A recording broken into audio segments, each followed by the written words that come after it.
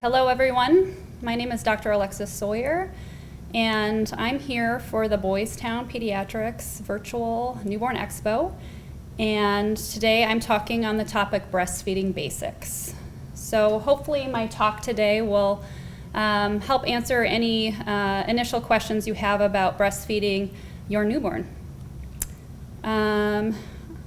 In my experience, I have experience with breastfeeding as a physician and also personally. I have 3 children and I've breastfed all 3 to some extent in their life. So hopefully they'll help a little bit with the topic at hand. So first, let's talk about the benefits of breastfeeding. I'm sure most people have heard quite a few benefits in the news and from your physicians, from family members, but we'll go through a little bit more point by point today. The first benefit is it just provides really great bonding between mom and baby. There are some hormone chemicals that are released when you're breastfeeding, serotonin and oxytocin especially. And you can see on the slide, oxytocin is considered to be Cupid's arrow. It just really helps with that feeling of love and bonding, and it also helps with the letdown of the milk when you're breastfeeding. Another benefit, we know it's superior nutrition to formula, despite what a lot of the formula companies will say. We know breast milk has just really great things in it. It's all encompassing total nutrition for your baby. So the nutrition aspect is a big benefit. Also, we know that breast milk and breastfeeding provides your baby with some good early on immunity. In the breast milk, there are antibodies, immune factors, and enzymes that can help prevent specific illnesses and help keep your baby healthy. Next on the list is cost. Formula, if you estimate it out, it's maybe even higher now. It can be up to about $800 for a year of formula. And if your baby for some reason needs a specialty formula or a formula that's necessary for special feeding issues, that actually may be quite a bit higher. The one thing to keep in mind though with breastfeeding is there are supplies and pumps and things like that. So the cost of breastfeeding isn't nothing, but in all, it's less than formula. I think the other thing that's overlooked a lot is that just breastfeeding can be very convenient because milk is on demand. You don't have to fix a bottle, you don't have to mix the formula, you don't have to make sure the water is the right temperature. So that can be a big benefit as well. And then last but not least, we think that breastfeeding provides an additional benefit on the mom's breast health. We think it helps possibly reduce the risk of breast cancer slightly, and it also makes it less likely that mom is going to have initial mastitis or infection right after delivery. So moving on, the other side of the page after benefits is the challenges of breastfeeding, and the challenges are definitely there. The first challenge is that some moms can have some significant breast pain or infection due to breastfeeding, such as nipple cracking, the initial pain of just getting your breasts used to breastfeeding, and then also mastitis, which is infection of the breast. Other challenges that mothers can experience are just frustrations with latch, the baby latching onto the breast. The initial latch, if you're not getting it right or the positioning isn't right, it can be painful. And once again, that can be very frustrating to a mom who's just delivered a baby, has lots of hormones, and if you're in the hospital setting, there's a lot going on, so that can just be an initial challenge. Medically, the other challenge can be if your baby's yellow after birth or they have what we call newborn jaundice. While we're waiting for the milk supply to come in, which is normal with breastfeeding, if the baby's yellow appearance or jaundice is too high, we may need to supplement with formula or donated breast milk. Next up, I think it's important when women are breastfeeding to have a good amount of support from family, from friends, from their physicians, from the community, as if you have a lack of support, it can be isolating to be breastfeeding and trying to work on it just on your own. So that can be a challenge for a new mom. And then last but not least, not to be overlooked, a lot of women need to go back to work after they have a baby. And the transition to work can be a challenge for a new mom. You can see a drop in supply. You can see baby refusing a bottle if they've always been breastfeeding. So that's something that can be a challenge, and that your physician or other supporting team member in your family or your friends can help you with. So moving on, what should be our goals for breastfeeding?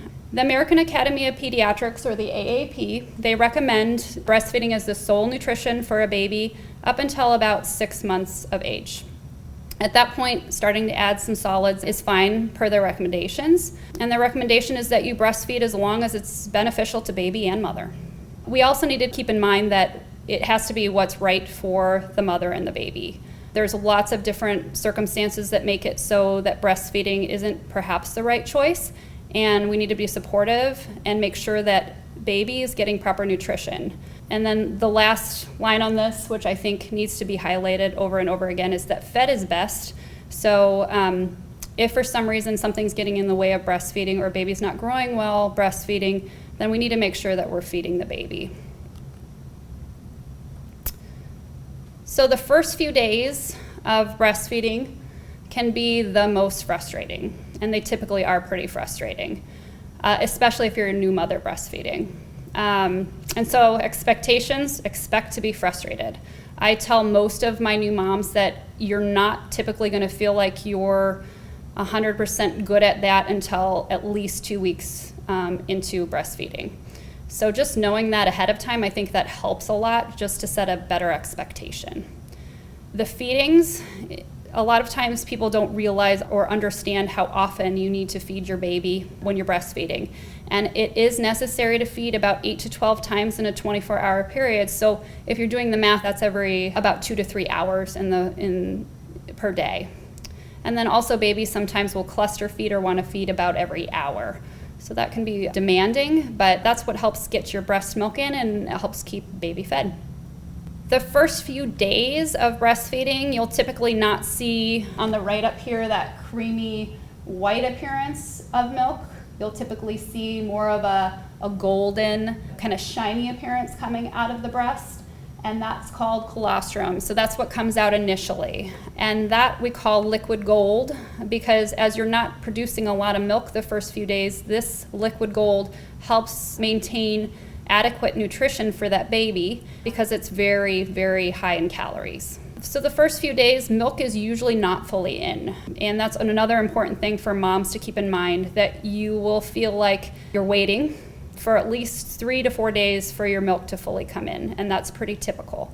So we're dealing with that colostrum, that liquid gold, really high calorie, low volume or low amount of liquid the first few days, and then your milk comes in. And that's going to be more of the white milk. And then that's when more volume, and baby is a lot more full at that point. Expectations with the first few days and up to a week is that babies usually will lose weight. And that doesn't usually concern us as a physician or a pediatrician, because we expect babies to lose up to about 10% of their birth weight after they're born. And that's just a natural process. It's what happens with most babies. And your doctor or your pediatrician will let you know if that weight loss becomes too much or is concerning. So when your milk does come in at day 3 or day 4, oftentimes mothers feel like they're all of a sudden very full and uncomfortable, and that's called engorgement.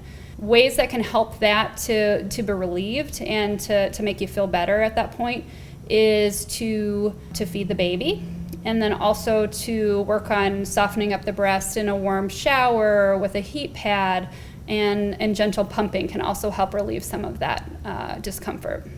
And then once again at 2 weeks, most moms start to become more comfortable with the process of breastfeeding and feeling like it gets to be more routine and more clockwork.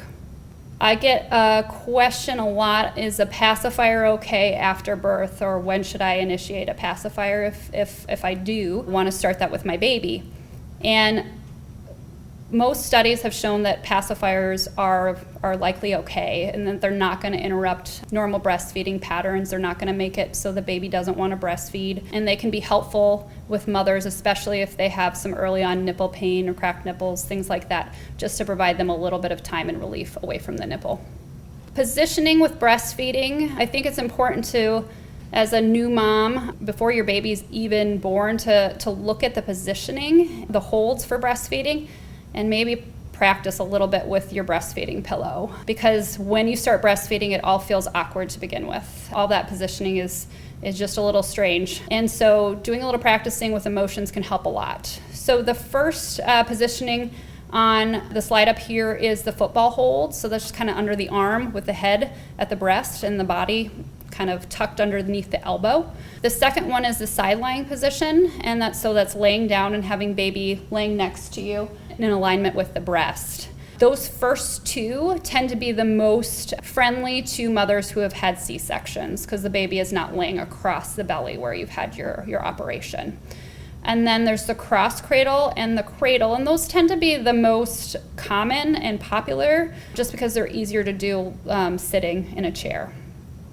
So a really important slide, and this may be one of the most important slides that I have, is the slide on latch. Because if you don't have a good latch, it's not going to go well.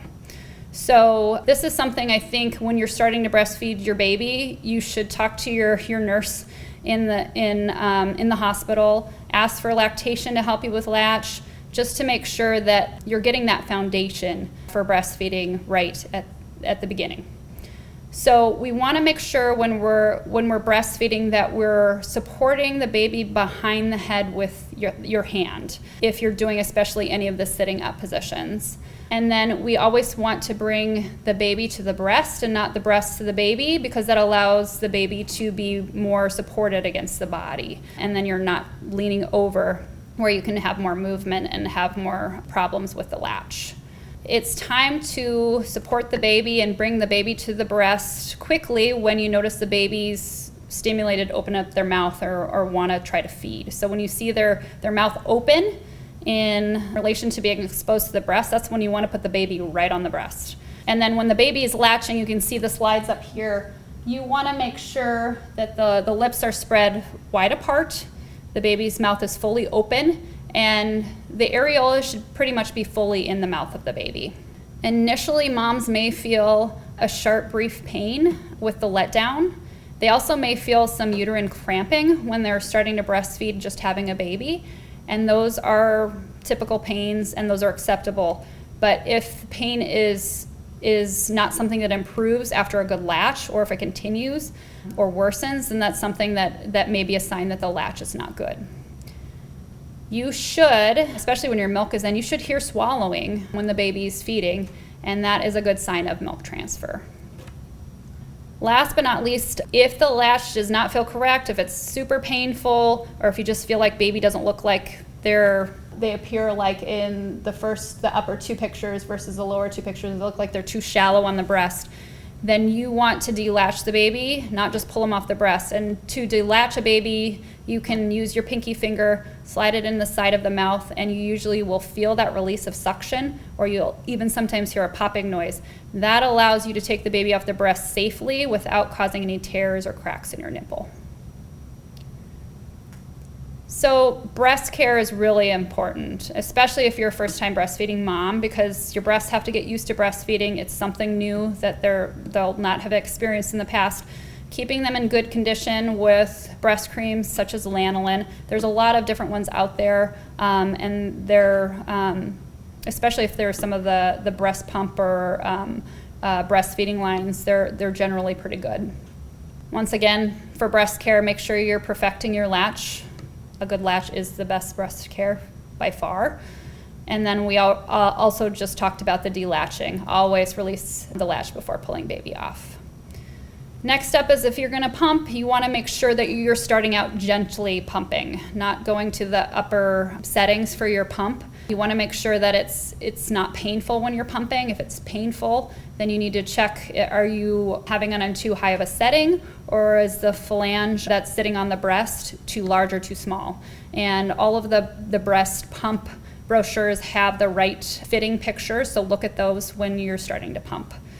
And over time, you can tolerate typically a little bit increase in the suction and power of the breast pump, but just make sure once again that it's not too painful, because pumping can also hurt the breast if you're doing it too much too soon. Something can help if you have bruised or cracked nipples initially is something called a Soothie, and you can find these at about any store that sells baby or breastfeeding supplies. It's like a gel pack that you put in your freezer, and then you slip in your bra after you're done breastfeeding, and that just helps the breast feel better, helps take away some of that pain. And then last but not least, just making sure you have a good supportive breastfeeding bra, because you want to feel supported, and also make sure that you're not putting too much pain or stress on your shoulders and your back. Typically I get asked, especially if moms have gone back to work, they're seeing a decrease in their supply, or even initially if moms are worried about their supply, what can I do to increase my breast milk production? Pumping after your feeds are done with your baby can help increase the supply a little bit. It just basically tells your breast that it needs to produce a little bit more milk. And then if your baby's starting to have longer sleep periods and you're feeling like your breasts are getting full, pumping during those longer sleep periods can help empty the breast and once again cue your breast to produce more milk. And then I think I've repeated this quite a bit, but perfecting the latch, again, just to make sure that your latch is good, because if you don't have a great latch, then your breast does not sense the correct pull of the milk, and it sometimes will lead to decreasing milk supply. Some people talk about something called fenugreek, which is a over-the-counter supplement, herbal supplement, and that's fine to try. There's also mother's milk tea you can get. Some people think oats really help, so oatmeal cookies, different types of oat products. But the most backed as far as evidence and science is something called domperidone that you can get from your OBGYN, especially if you have a significant decrease in breast milk supply and you really want to ramp that up. And it's a medication that does not come without any side effects, so that's something that I would talk to your OBGYN about if that's something you're considering. So another common question we get in the office is, what medications can I take? What should I avoid? The best thing to do is to talk to your doctor. So a pediatrician or OBGYN if you have any questions on medication. Tylenol and ibuprofen are perfectly fine to take after you have your baby. No ibuprofen before delivery, but after is fine, and it helps a lot with pain. Another important thing to know is that most anxiety and depression medications are okay. And so if you have somebody tell you that you shouldn't take your medications that are for your mood, then I would talk to your doctor about it, because we don't want you stopping something that may make your mood worse, especially after having a baby and there's a lot of hormone changes. Marijuana is a big question, and most of the recent evidence have shown that it actually has a pretty long half-life in milk and in the breast. So there's a really good chance that you would be passing that on to your baby, and that's not something we want, especially in a baby whose brain is just developing.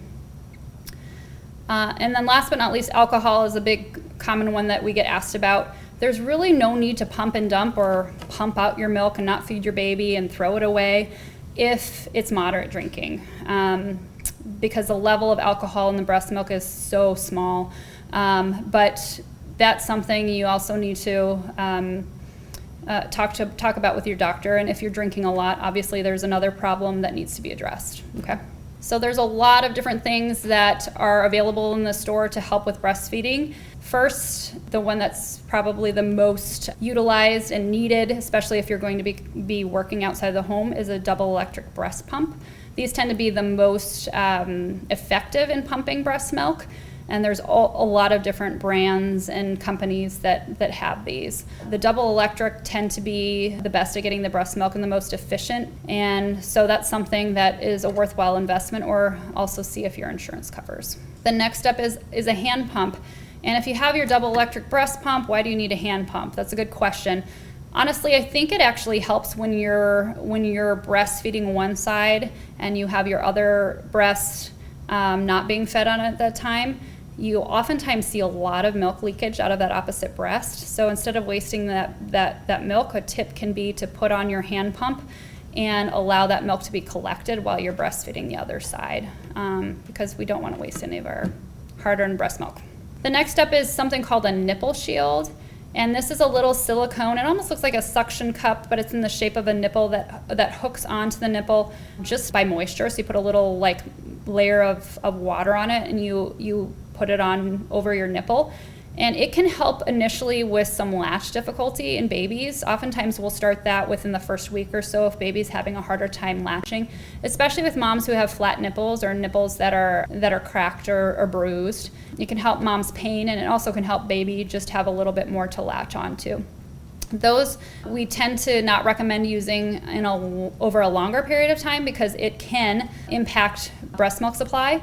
Once again, because baby's not directly on the nipple, and babies can get a little bit more dependent on using it. Next up are breast shells. So those are the pictures up there. They're like these little dome things. They can collect milk, leaking milk too, but they're generally there. They're kind of like a donut and then a dome that goes over it. The donut, if you have a flat nipple and you wear them a lot, they actually can help your nipple not be so flat and start to come out. So those can be helpful, especially with moms with flat nipples. When we're breastfeeding, we want to be very well supported, and there's a lot of different pillows and supportive devices that you can use to help feel comfortable breastfeeding. A couple of the most common are the Boppies and then My Breast Friend. But if you don't want to invest in that, or you don't have somebody who wants to hand you down that, just using some good supportive pillows can be just as great.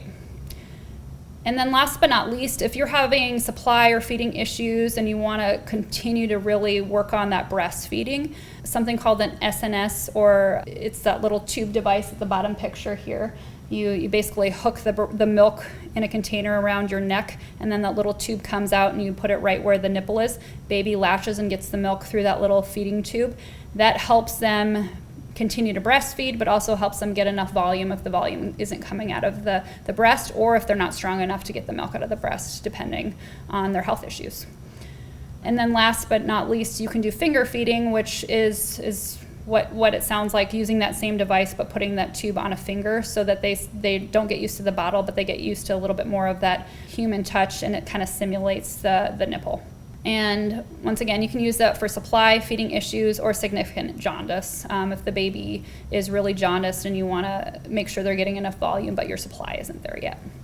Before I get to the resources slide, I want to add one more thing, and because we're in the time of COVID-19, I just wanted to talk about breastfeeding if mom is COVID positive. And this comes up, hopefully it won't happen with anyone giving birth or that needs needs or wants to breastfeed, but it's something just to keep in mind. If for some reason mom does test positive for COVID, the most recent data has shown that the breast milk does not have that virus. So breast milk is safe. And it depends on what your doctor recommends if you're a mom who has coronavirus. But most recent literature has also said that moms should continue to either pump if they're comfortable doing that, pumping their milk, or they can actually do active breastfeeding as long as they're wearing a mask and they're doing good hand hygiene. So once again, if that is the scenario, then make sure you're talking to your doctor and discuss it with them, but also know that breastfeeding is not contraindicated in moms who have coronavirus. Okay. So last but not least, our resources. Where can you look more into getting information? The breastfeeding support and supplies, you can go to the website and look there. There's lots of great information. Next, the AAP, or the American Academy of Pediatrics. They have great information about breastfeeding. Kelly Mom is a common and popular place online to find help. Your hospital lactation consultant, really, really great resource, especially if you're confused or you're having a hard time with positioning or frustrated after delivery. And then last but not least, there's a couple different stores that go under the MilkWorks banner. One is in Omaha and then one is at Lincoln, and they can help moms to kind of navigate that. And I didn't put on there as well, but I hope you understand that we as pediatricians are always there with any questions for moms who are just starting to navigate breastfeeding. So I hope that answers most questions and helps you with preparing to breastfeed your newborn. Thank you.